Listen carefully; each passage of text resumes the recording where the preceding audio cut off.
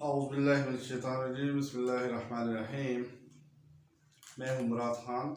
आप देख रहे हैं मेरा YouTube channel Murad Khan basic chemistry. Dear viewer, अगर किसी ने मेरे चैनल को सब्सक्राइब नहीं किया तो सब्सक्राइब कर दे और बेल के आइकन को दबा दे ताकि केमिस्ट्री की मुफीद वीडियो आपको बर वक्त पहुँच सके। आज का टॉपिक हमारे पास है stoichiometric conversion. How we are going to convert more into more into mass into more, and so on. हमारे पास स्टोइकोमेट्रिक कैलकुलेशन में हमारा वास्ता बैलेंस केमिकल इक्वेशन से है।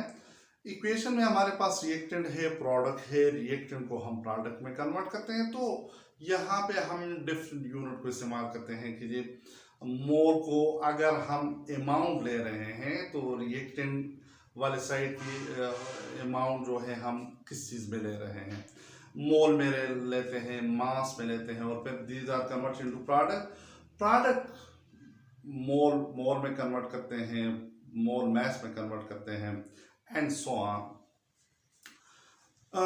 यहाँ पर हम इसी कन्वर्शन को डिस्कस करेंगे। फॉर एग्जांपल यहाँ मैंने केमिकल रिएक्शन लिखा हुआ है magnesium Mg plus Cl2 goes to magnesium chloride MgCl2। ये बैलेंस केमिकल इक्वेशन मैंने लिखा हुआ है। यहाँ पे इसकी इन मुख्तलिफ कन्वर्शन की हम बात करेंगे। अगर बैलेंस केमिकल इक्वेशन को हम देखें तो यहाँ मैग्नीशियम के कोफिशिएंट में 1 है, क्लोरीन गैस के फार्मूले के शुरू में भी 1 है, जो हमने लिखा नहीं है, लिखते नहीं है 1 को, और मैग्नीशियम क्लोराइड के शुरू में भी 1 है।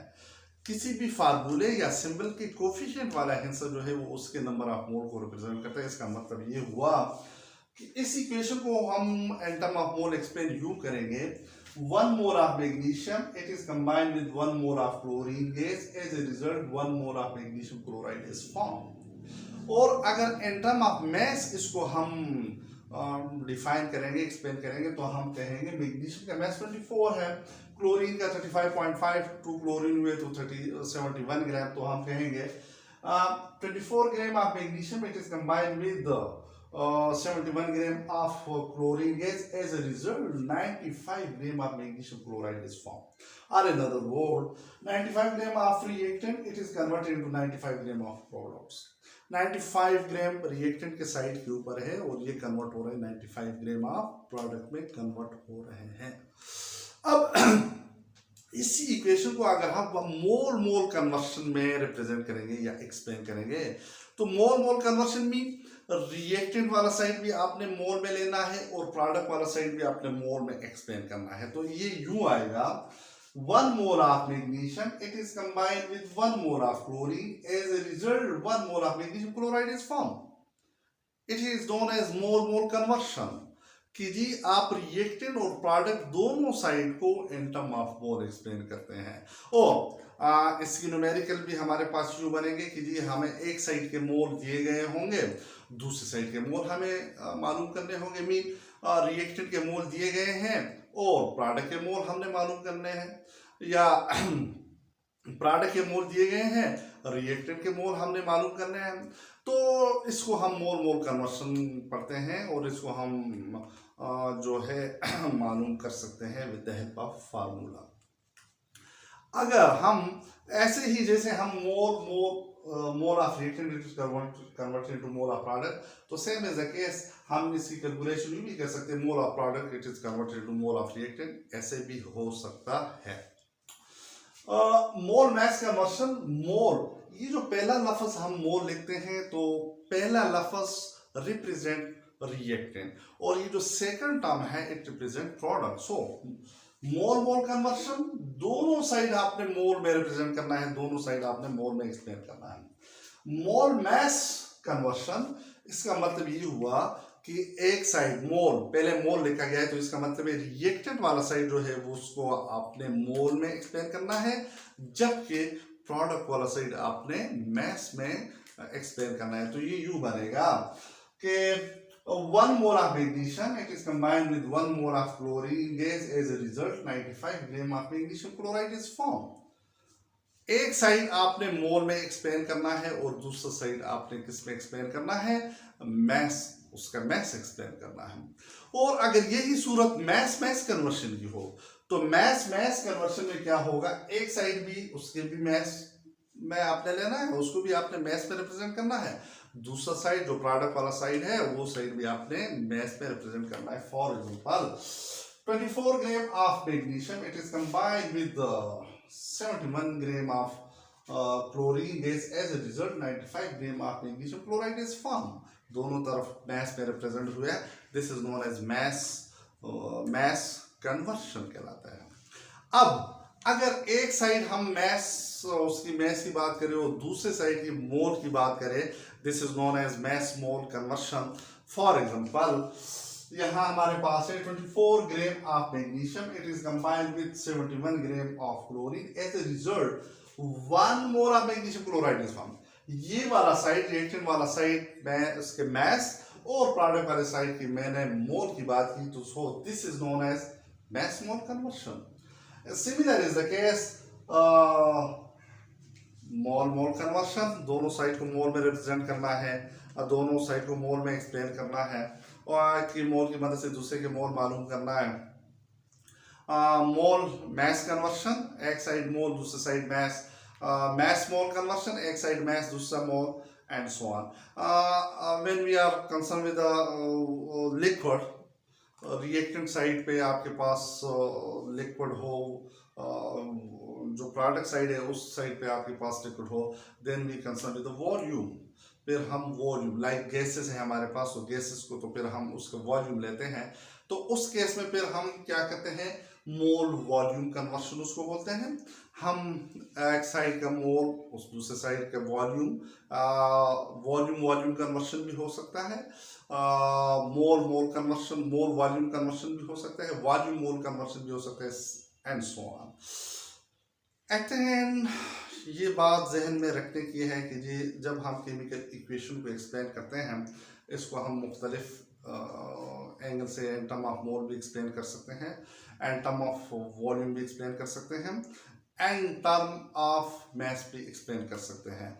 अब मोल मैस कन्वर्शन है तो एक साइड मोल दूसरे साइड के मैस में कन्वर्ट करना है आपने, तो एक साइड को मोल में रिप्रेजेंट करेंगे, उसको एक्सप्लेन करेंगे, और दूसरी साइड का मोल के बजाय मैस में उसको रिप्रेजेंट करेंगे, एक्सप्लेन करेंगे। एक साइड मोल दूसरे साइड मोल, एक साइड मोल दूसरे साइड मैस। सो मोल है तो मोल कन्वर्शन कहलाएगा, मोल मैस है तो मोल मैस कन्वर्शन कहलाएगा, मैस है तो मैस कन्वर्शन कहलाएगा, एंड सो ऑन। इसी से रिलेटेड बहुत सारे न्यूमेरिकल हैं। इन न्यूमेरिकल को इंशाल्लाह नेक्स्ट वीडियो में हम इनको शुरू करेंगे और 1 बाय 1 एक न्यूमेरिकल को सॉल्व करने की कोशिश करेंगे। अब हमारे पास ये जो न्यूमेरिकल है, पहले चैप्टर के खासकर जो न्यूमेरिकल है जिसमें हम मोल से हम मैस मालूम कर रहे हैं, मैस से हम मोल मालूम कर रहे हैं, यही मोल मैस कन्वर्शन है, मोल कन्वर्शन है, मोल वॉल्यूम कन्वर्शन है, मोल मैस मोल कन्वर्शन है, मोल नंबर ऑफ पार्टिकल ये कन्वर्शन है। तो इसके लिए हमारे पास 3 फार्मूले हैं, ये फार्मूले हम याद रखेंगे। पहला फार्मूला ये है, ये नंबर ऑफ मोल को हम स्मॉल एन से रिप्रेजेंट कर रहे हैं, एन।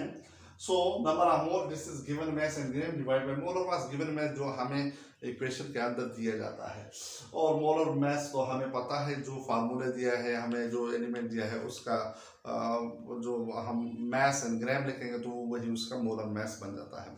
1 मोल का मैस मोलर मैस कहलाता है।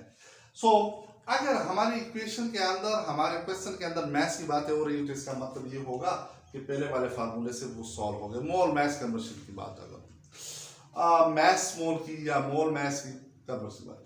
दूसरा, अगर हमारे क्वेश्चन के अंदर पार्टिकल की बात, mean number of atom, particle क्या है, VKMSVD, number of atom, number of ion, number of फार्मूले यूनिट, नंबर ऑफ मॉलिक्यूल, इन चीज़ों को हम कंसर्न करते हैं, तो उसके लिए हम जो सिंपल लफ्ज़ लिखते हैं वो पार्टिकल का लफ्ज़ इस्तेमाल करते हैं। पार्टिकल जहाँ कहीं पर भी केमिस्ट्री में आएगा तो इसका मतलब है कि एटम की बात हो रही है, एटमों की बात हो रही है, मॉलिक्यूलों की बात हो रही है, आयनों की बात हो रही है, एंड सो ऑन।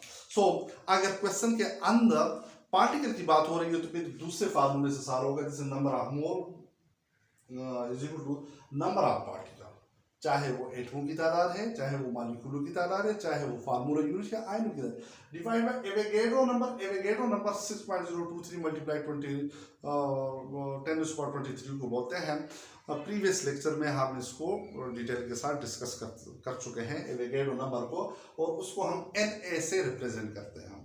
अगर हमारे क्वेश्चन में गैसेस की बात हो रही है, वॉल्यूम की बात हो रही है, तो फिर हम फार्मूला नंबर 3 को की मदद से उसको सॉल्व करेंगे। N number of mole that is given volume and decimetre cube volume का यूनिट है। जहां कहीं पर भी लेंथ के यूनिट के साथ क्यूब आएगा तो इसका मतलब ये हुआ कि ये वॉल्यूम की बात हो रही है।